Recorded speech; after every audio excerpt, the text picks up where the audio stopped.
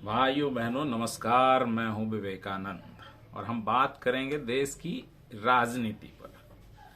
और इस देश की जो राजनीति है वो असल में चुनाव के समय बहुत तेजी से एक्टिव होने लगती है।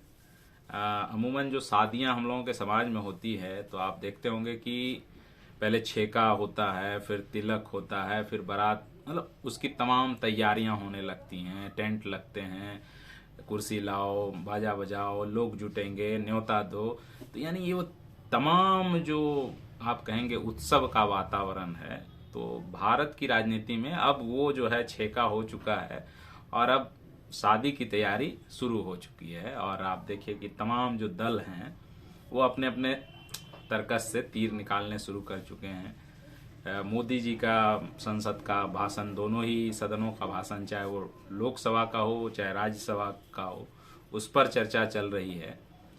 और अभी जो सिचुएशन है कि 2 टर्म मोदी जी देश के प्रधानमंत्री चुने जा चुके हैं और जो तीसरा टर्म है जो 2024 का चुनाव आने वाला है, उसमें क्या स्थिति रहने वाली है। क्या विपक्ष गोलबंद होकर नरेंद्र मोदी को रोकने में कामयाब हो पाएगी या नरेंद्र मोदी का जो विजय रथ है वो फिर से लाल किला तक पहुंचेगा, संसद भवन तक पहुंचेगा। तो इसमें मोटी मोटी बातें ये हैं कि जो बड़े राज्य हैं देश के, वो खास करके चाहे महाराष्ट्र हो चाहे पश्चिम बंगाल हो, उत्तर प्रदेश तो सबसे बड़ा राज्य है ही और जहाँ की भारतीय जनता पार्टी की बहुत मजबूत स्थिति है। बिहार भी 2019 के चुनाव में जो एनडीए गठबंधन है उसके लिए बहुत मजबूत रहा था। तो क्या 2024 में बिहार में क्या होने वाला है?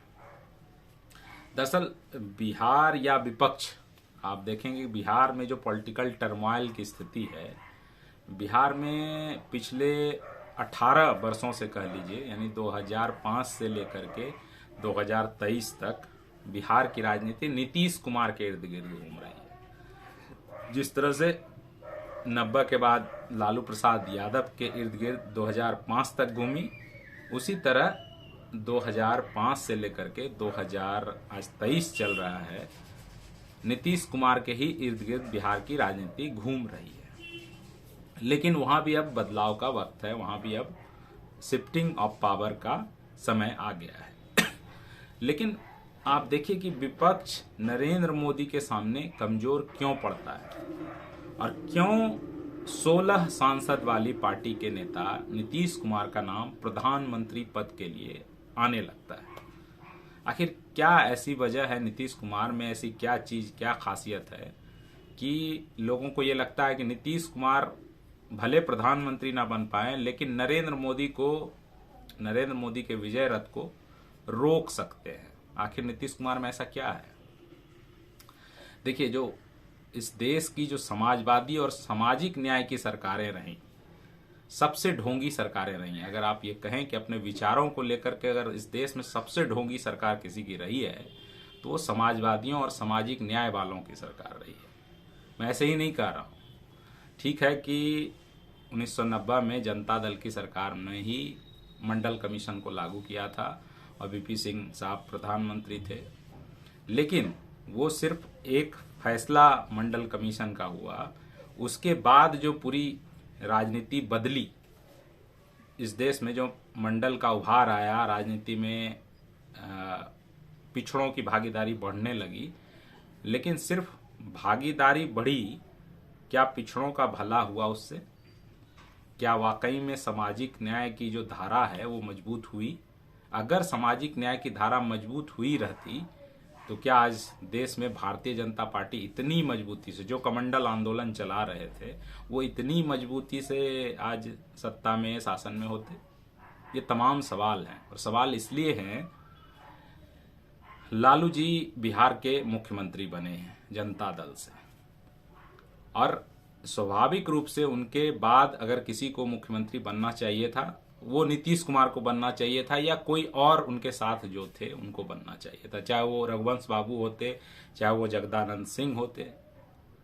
तो नीतीश कुमार ने अपनी राहें क्यों अलग की उनसे, जनता दल से वो क्यों अलग होकर समता पार्टी, नीतीश कुमार ने समता पार्टी में गए, समता पार्टी का निर्माण किया एक तरह से।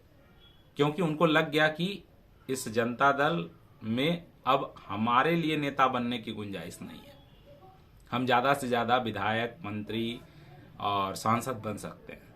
तो उन्होंने अपनी राह अलग की और उसी के खिलाफ राजनीति करने लगे जिसके साथ वो राजनीति कर रहे थे।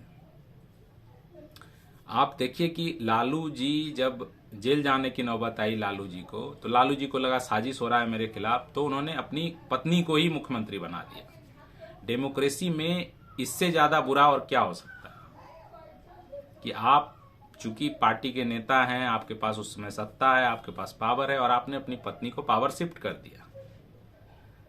आज भी राष्ट्रीय जनता दल में स्थिति यह है कि नेता कौन है। अब कहेंगे कि भाई स्वाभाविक है कि जनता जो है लालू जी के पुत्र तेजस्वी यादव जी को ही नेता मानती है, क्योंकि जनता जो उनके समर्थक वर्ग हैं वो उन्हीं को पसंद करते हैं। ये तर्क है।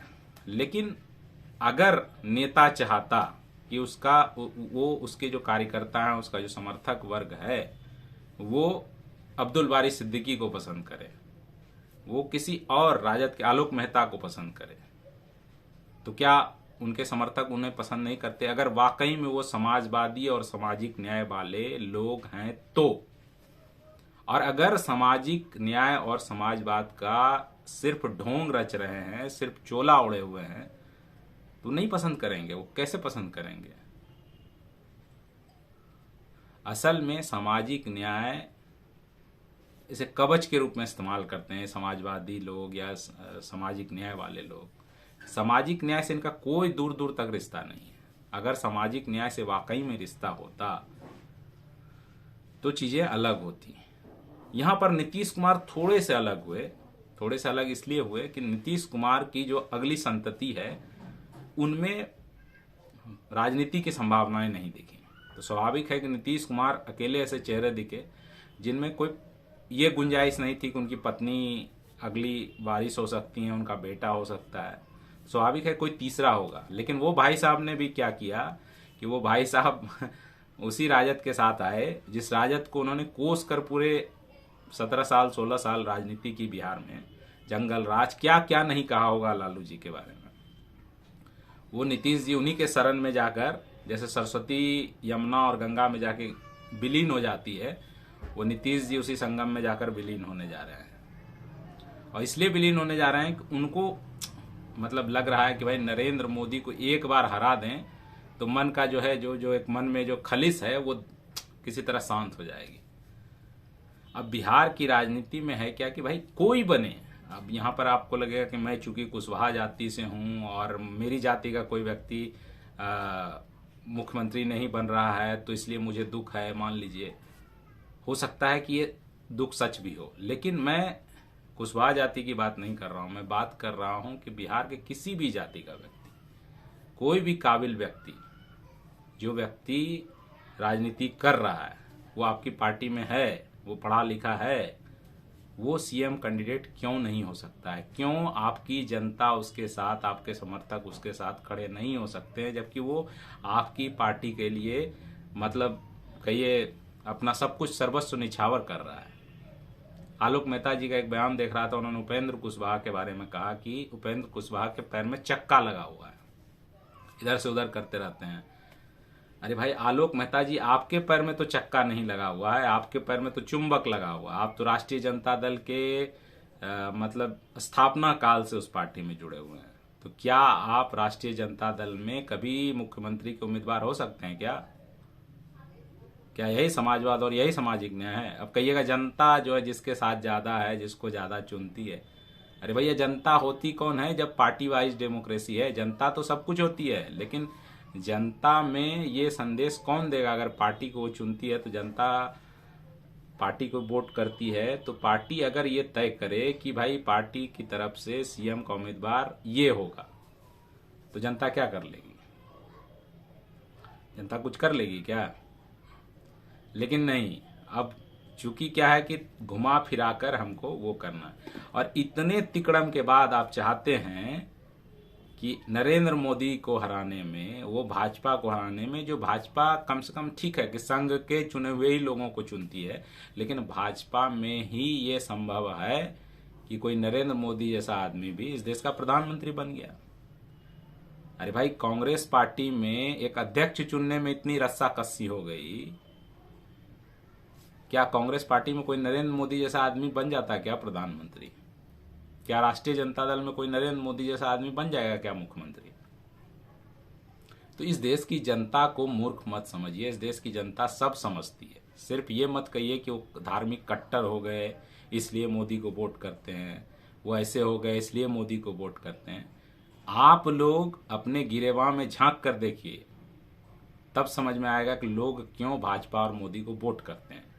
मैं भाजपा की विचारों का बिल्कुल भी समर्थक नहीं हूं, इवन मैं कट्टर विरोधी रहा हूं, और मेरा ये इतिहास हमने लिख बोल कर विरोध किया है, वो दर्ज है।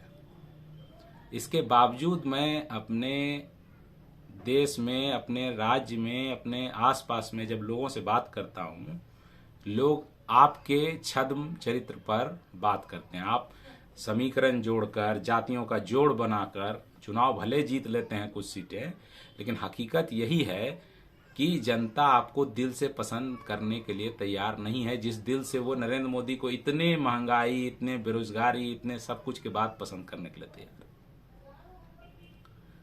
तो दिक्कत आपकी पॉलिटिक्स में है बंधु, दिक्कत उसकी पॉलिटिक्स में जो भी हो। आप उसको क्रिटिसाइज करते हैं, लेकिन क्रिटिसाइज करने के लिए आप अपना ग्राउंड खो देते हैं। अगर सच में आप सामाजिक न्याय और समाजवाद की लड़ाई लड़ रहे हैं तो अपने बीच से ऐसे लोगों को आगे कीजिए जिनका राजनीतिक वजूद पार्टी के कार्यकर्ता के रूप में है, एक आम व्यक्ति के रूप में। इसलिए किसी को आगे मत करिए कि वो लालू जी का बेटा है, वो फलाना जी का रिश्तेदार है, वो चिलाना जी उनके पास बहुत बड़ी आबादी है, समर्थक है। देखिए, नीतीश कुमार की जाति के लोग बिहार में 3% के लमसम होंगे। सर्वाधिक समय तक उन्होंने शासन किया, तो क्या बिना सब जाति के वोट मिले हुए उन्होंने शासन किया? लालू यादव ही जो इस राज्य के मुख्यमंत्री बने, तो क्या बिना सभी लोगों के वोट मिले हुए वो मुख्यमंत्री बने?